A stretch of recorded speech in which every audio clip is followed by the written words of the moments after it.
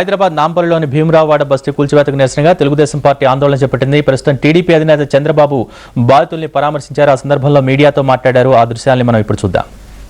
పోలీసులు కోరుతున్నా, మీకు కుటుంబాలున్నాయి, దయచేసి చేయొద్దండి. మీ కుటుంబానికి జరిగితే మీరు ఎట్ట బాధపడతారో ఆలోచించండి. ఇలాంటి దుర్మార్గం పని చేయకుండా లీవ్లో వెళ్ళండి. 3 నెలలు ఏమీ కాదు. దయచేసి అర్థం చేయండి.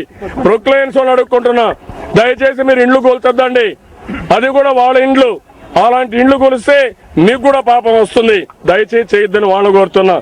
ఇది అన్ని రాజకీయ పార్టీలు వస్తే ప్రజాస్వామ్యమా, ఇది నియంత్ర పాలన, ఎమర్జెన్సీనా అర్థం కాని పరిస్థితి. మేము చూడడానికి లేదా? పోలీసులు ఎందుకు అడ్డం పడతారు? ఎందుకు మీరు వస్తారు? మీ కుటుంబాలు ఉన్నాయి, మీరు కూడా పేద కుటుంబాలు. ఇక్కడ పనిచేసే వాళ్ళందరికీ కూడా ఇంటి జాగాలు లేవు. దయచేసి మీరు అర్థం చేసుకోమని పోలీసులు కోరుతున్నా. హోం గార్డ్స్ ఉన్నారు, తమ్ముళ్ళు, మీరు బలిపశువులు కావద్దండి. దయచేసి ఆలోచించండి. లీవ్ పెట్టండి. ఏమవుతుంది? ఉద్యోగం పోతుంది. మళ్ళా 3 నెలల్లో ప్రమోషన్తో ఉద్యోగాలు ఇప్పిస్తాం తప్ప అరాచకాలు చేయొద్దని కూడా మిమ్మల్ని కూడా ఫోల్డెడ్ హ్యాండ్తో నమస్కారం పెట్టి చెప్తున్నా. నేను అందుకనే వాళ్ళు కూడా కోరుతున్నా, ఇక్కడికి స్టాప్ చేయండి.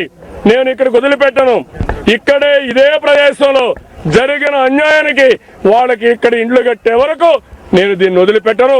ఈ ప్రభుత్వం ఇక్కడ ఇండ్లు కడతామని వేశ్రతగా వాళ్ళు తీసుకొస్తే తప్ప ఇక్కడి నుంచి పోయే సమస్య లేదు. నమస్కారం పెట్టి అందరినీ కోరేది,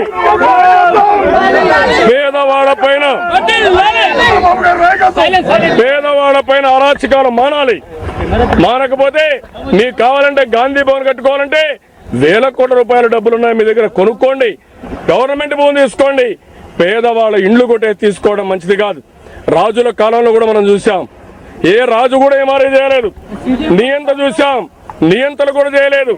ఇప్పుడు కూడా గల్ఫ్ కంట్రీస్ చూస్తే అక్కడ రూలర్స్ ఉన్నారు, వాళ్ళు కూడా చైనా అరాచకాలు మీరు చేస్తున్నారు. ఈ పాపం ఇంతటితో పోదు. ఈ గోడు వాళ్ళ యొక్క ఏదైతే వాళ్ళ బాధ ఉందో ఆ బాధ ఇంతతో పోయే పరిస్థితి లేదు. ఈ రోజు వస్తే అందరి లీడర్ని, రాఘవులు వస్తే అరెస్ట్ చేస్తారు, శ్రీనివాస్ యాదవ్ అరెస్ట్ చేస్తారు, ఇంకా మిగిలిన బీజేపీ నాయకులు వస్తే అరెస్ట్ చేస్తారు. రాష్ట్రంలో అందరు అపోజిషన్ అరెస్ట్ చేసి మమ్మల్ని జైల్లో పెట్టి